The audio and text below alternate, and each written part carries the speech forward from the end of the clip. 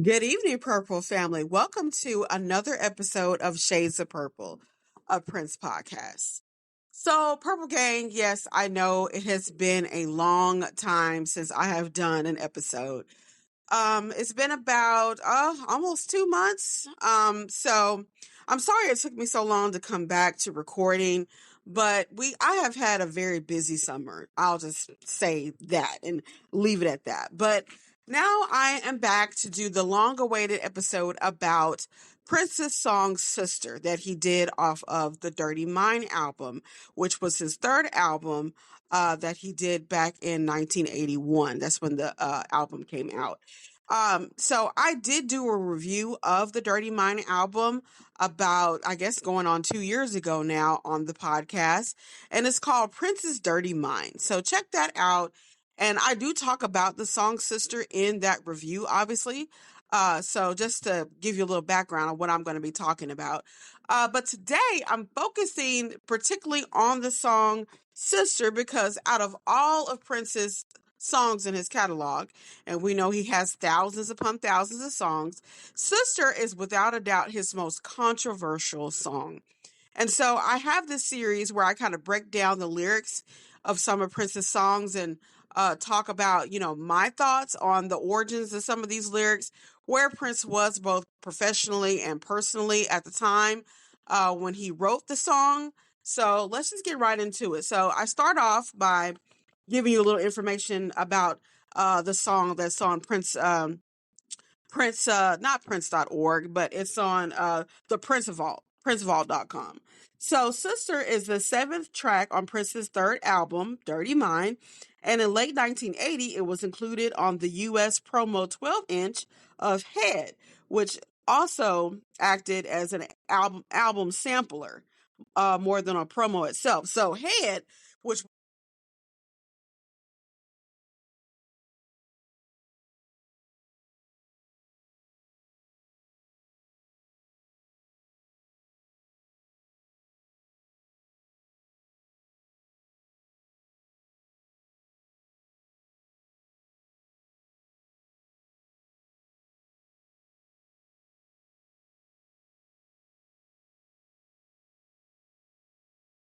as Somewhere in Uptown, and completed in June of 1980 at the Hollywood Sound Recorders in Los Angeles.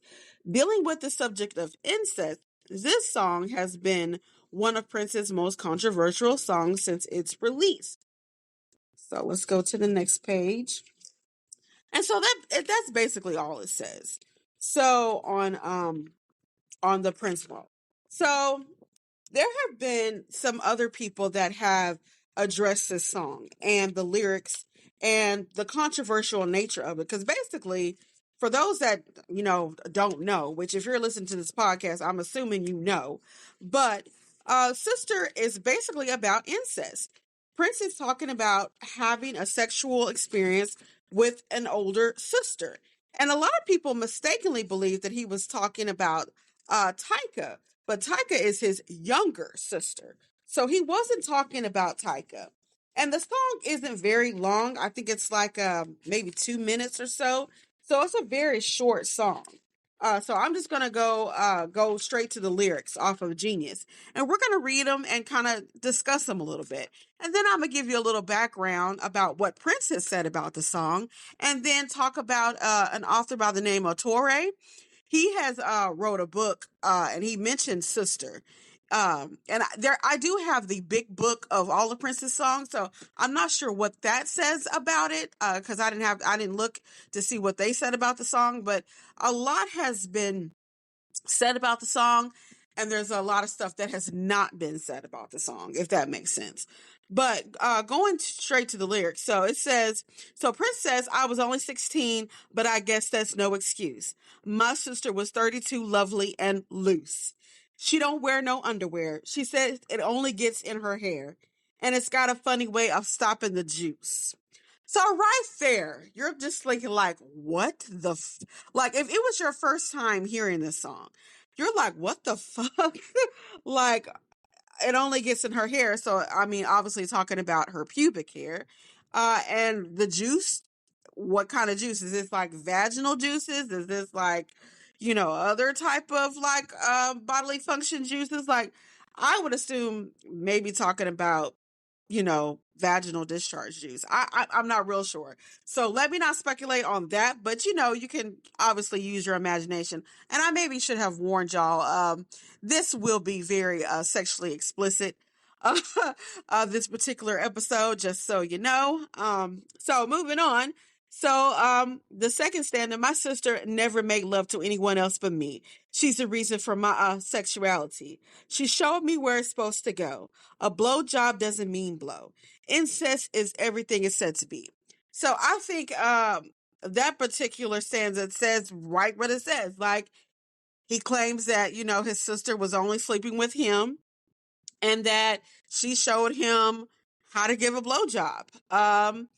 And well, I guess she showed him like by performing it on him, I'm assuming, how to, how a woman would give a blowjob or a man would give a blowjob, because she said blowjob doesn't mean blow. And, for those who have, done blowjobs, no, it doesn't necessarily have anything to do with blowing. But well, I don't want to get too graphic, but you get it. So, and then he says, "Oh, sister, don't put me on the street again." I'm trying not to sing because I can't sing, but I be singing anyway. "Oh, sister, I just want to be your friend. I was only 16 and only half a man. My sister didn't give a goddamn." And then at this point in the song, like he hits the note on the guitar and, like, "Didn't give a goddamn." She only wanted to turn me out. She took a whip to me until I shout, "Oh, motherfucker, just a motherfucker. Can't you understand?" And then, "Ooh, oh, sister, don't put me on the street again. Oh, sister, I just want to be your friend. I know what you want me to do. Put me on the straight street and make me blue. Oh, sister. Oh, sister. Oh." So, yeah. And then it just cuts off. So, my initial thoughts when I first heard the song, like when I was going down my Prince journey in 2020, and I decided to listen to all of his albums just straight through, Sister was obviously very shocking. And a lot of people believe that the reason why Prince did this song was because he was trying to stand out. This was his third album. It was pretty much crunch time for Prince in this early part of his career because, he had blew through the money of his first two albums that was given to him by Warner Brothers. They gave him, I think, 180,000, and by his second album, he spent actually, the first album, For You, he spent 170,000. And so you could tell by the time he got to Dirty Mind that it was a very much, the sound on it was a very much like basement. And I think he actually recorded it in the basement of his house. And, the sound was scaled back, but it was still very well produced. Don't get me wrong. But you could tell a lot of a lot of the songs sounded like, kind of, I guess to use a modern phrase, kind of mixtape-ish, like it was, or demos, I guess you could say. And I guess maybe that was the aesthetic that he wanted because at the time, his manager was telling him, these are songs that you should, turn into an album because at the time Prince was just thinking, these are just songs that I like, because the second album, the Prince, that album was made so he could show Warner Brothers, hey, I can make hits, because For You didn't really have any standout hits other than Soft and Wet. And I think that did fairly well. The first album didn't really do as well as what Prince and his management wanted to do. So he knew by the time he, started working on his second album, Prince, that he really needed to make hits. So that's when, you hear his first major top 10 hit with I Want to Be Your Lover and Why You Want to Treat Me So Bad and all those others that were on Bambi. So that was so really his first two albums you could say was really for Warner Brothers. So by the time he got to Dirty Mind, he decided, with the encouragement of his manager at the time, that he could finally do something hit type of music that he wanted to do. And so Dirty Mind was a vehicle for him to do that. But this song, Sister, a lot of people And, even in the comments on the Facebook page, well, I thought that, somebody said, well, I thought it was well known that, he just did this song for shock value. And a part of me doesn't really want to. I mean, I could see, because I mean, at the time, this is what the Bikini Briefs of Prince, right? So he was, always, performing in, his bikini briefs with his leg warmers and his boots, and that's all, and so I know that he was looking for, that shock value, that straight, pure sexual vibe that he was going for. I get all of that, but I just find it very hard to believe that someone who has been sexually abused, knowing that, he has fans that, maybe have experienced something like this, why he would want to, play with being molested, or going through incest. Incest is, it's a crime, as we know. It is a crime in this country, in the United States. It is a crime.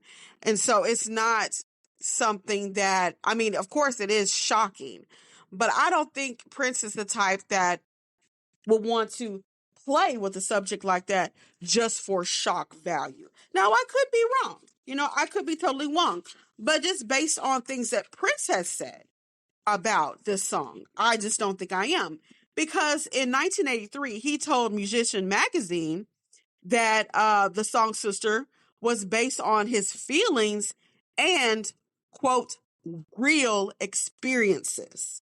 He said all the stuff on the record is true experiences, things that have occurred around me and the way I feel about things.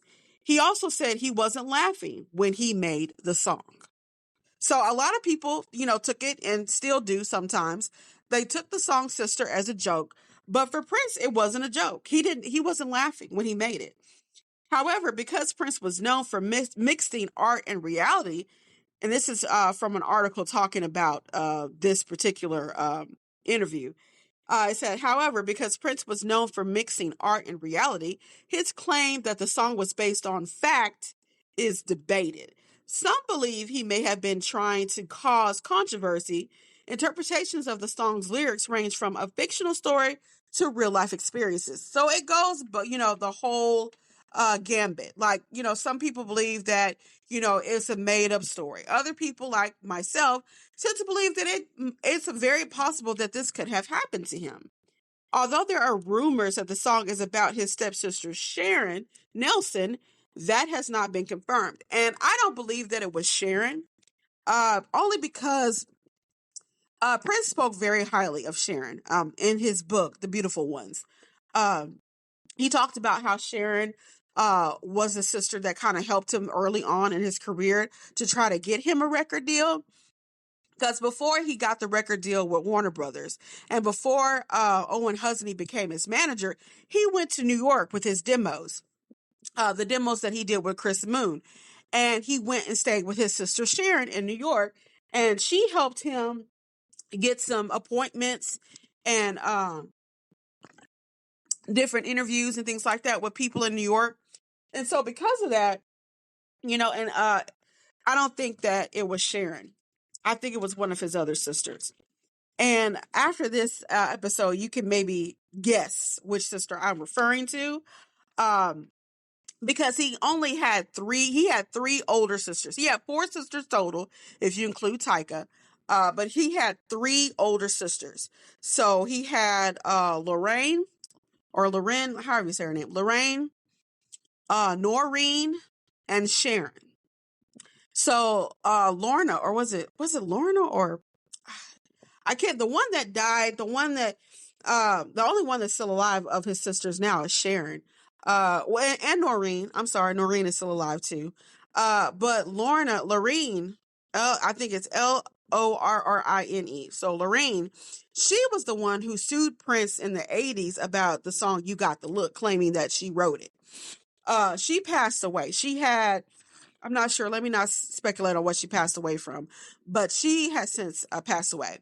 And so Noreen, who I believe is around Sharon's age, or I think Noreen is the oldest. I think it's Noreen, then it's Sharon, and then it's Lorraine.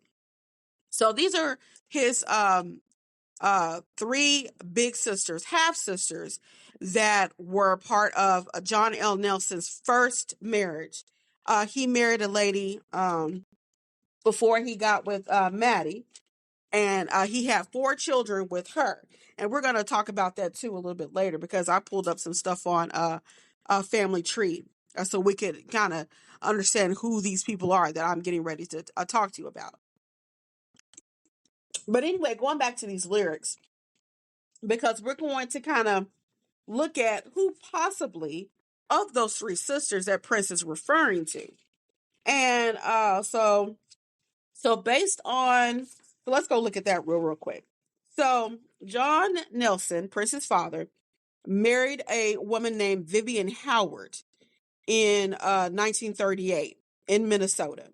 And of those, they had four children. So they had Sharon, they had Noreen, and Lorna. That was her name. I don't know why I was thinking it was Laureen. I think I was confusing Noreen with but it was Lorna. That was the one who tried to sue Prince for You Got the Look. So Lorna, then it was John Nelson, and then Dwayne. And so those were the children that John Nelson had with his first wife, Vivian. And then with Maddie, of course, he had Prince and Tyka. So of the sisters that this possibly could have occurred, just based on when they were born, so Sharon is the oldest. She was born in 1940, and then Noreen 1941, and then Lorna was born in 1942. So they're right back to back to back. So if you do the math, since they're so close in age, though, but I think there is like enough evidence for one of these sisters to be the culprit, possibly. But I honestly don't want to get into all of that, because actually, if you read, and I might actually go ahead and review Torre's book, I Will Die for You, because he actually talks about this in his book. And he basically said that, if this did happen, if one of these sisters did in fact molest Prince, that's obviously fucked up. His words, Torre's words. But if not, then this is completely crazy that Prince would write a song about molestation, incest, and, just for shock value. Like, who does that? And a lot of people, I can hear people now, that's Prince. I mean, that's, that was his stick at the time, to be outrageous, But I think, like I said, just a part of me just feels like there is just more to it than just that. Because as we know, Prince was the type, if he had a problem, if he was trying to get a message across to his fans, or even to the people closest to him, he would write a song about it. Like, he wasn't very good at communicating verbally all the time. And so his music was his way of communicating with the world. And that's why I kind of think Prince may have been on the spectrum. And I've talked about this in other episodes as well, that he may have had, a touch of autism, because, autistic people, depending on where they're at, because there is levels to the spectrum, obviously. But depending on, their level, a lot of them are nonverbal, or if they are verbal, they're verbal in the ways that are most comfortable with them, and so for Prince, I think that his way of communicating was through song. And so I really feel like, just based on what he said, and it's because in the same interview, he talked about how, people didn't want to believe that his name was Prince, for example, that, he had made Prince up as a stage name. And, he's like, but this is my actual name. And so he's just like, that's why, at this time, he was like, I don't really like doing interviews because nobody believes the things that I say. The things that I said in this song are real. Like, I wasn't, he said, I wasn't, laughing when I made this song. It's real. So like I said, that's up to interpretation. People can feel like, okay, he may have said that, but he was just, being over dramatic, or, he was just, doing whatever. But once again, he said, and I'm going to quote this article again. Then in 1983, Prince told musician that while he could understand if people thought that another particularly lucid lyric on Dirty Mind Head could be thought as satire, he insisted that Sister is serious. All the stuff on the record is true experiences and things that have occurred around me and the way I feel about things. I wasn't laughing when I did it, so I don't suppose it was intended in that way.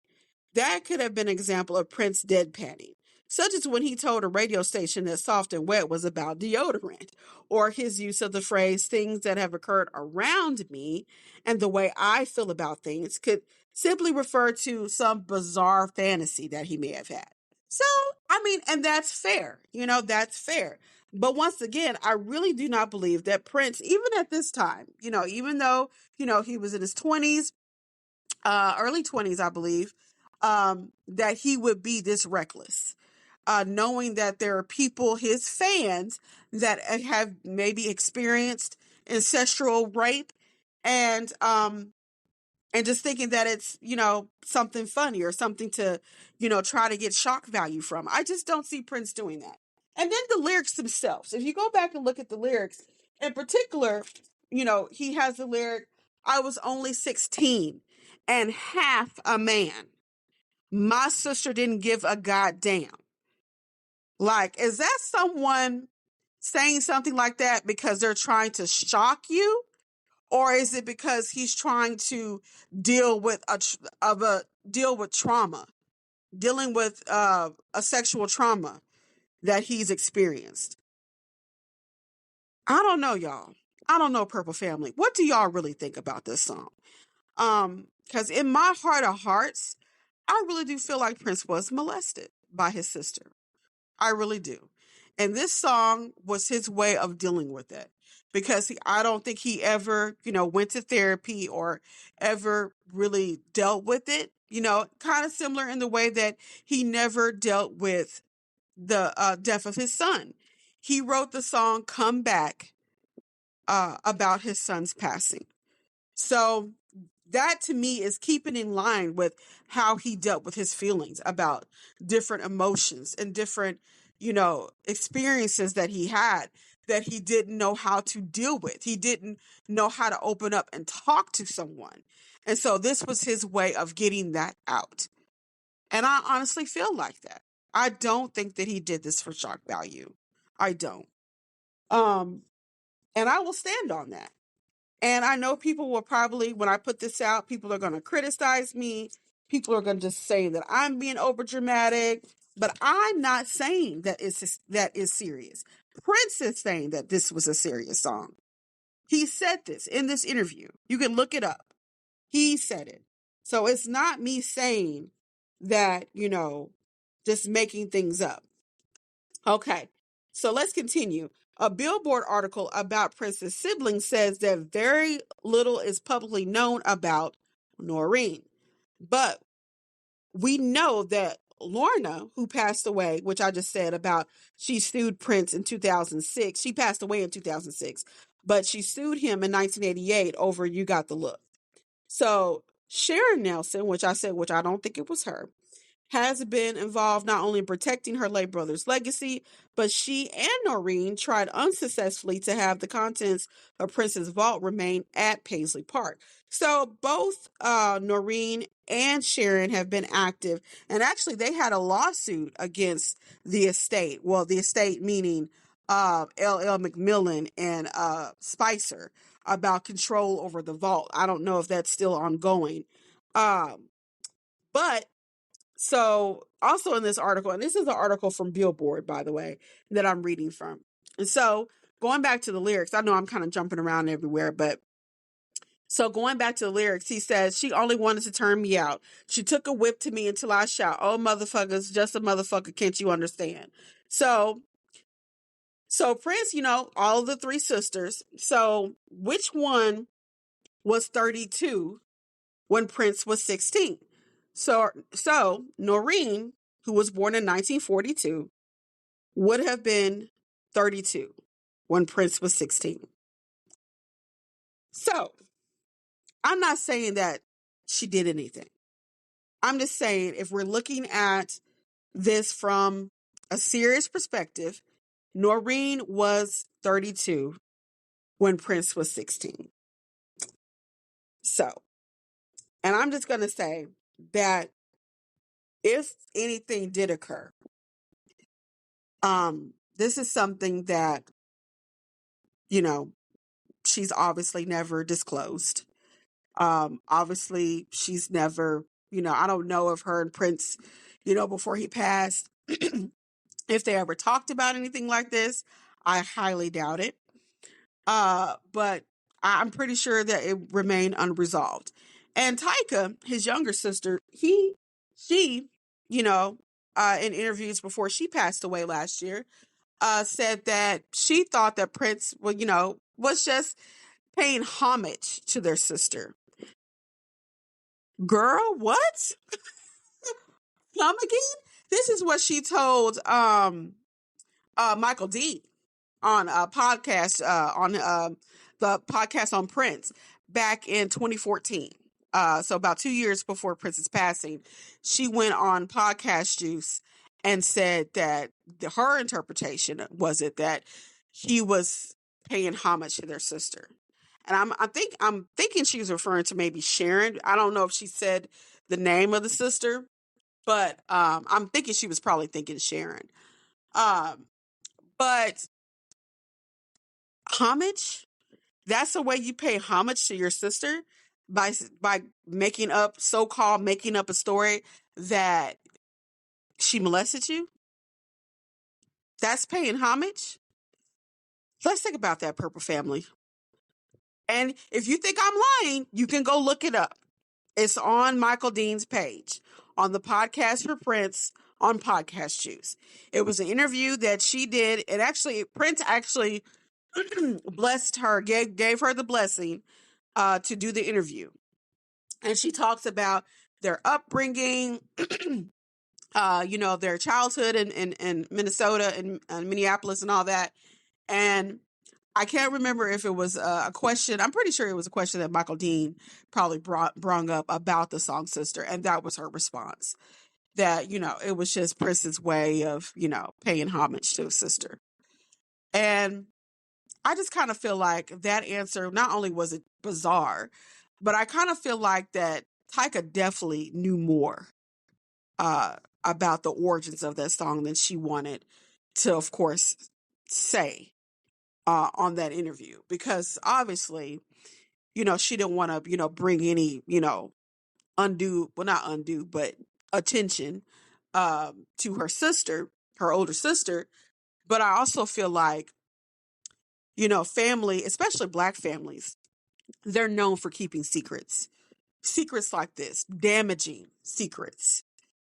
In Black families, it's known that, the one uncle, you don't allow the kids around this uncle.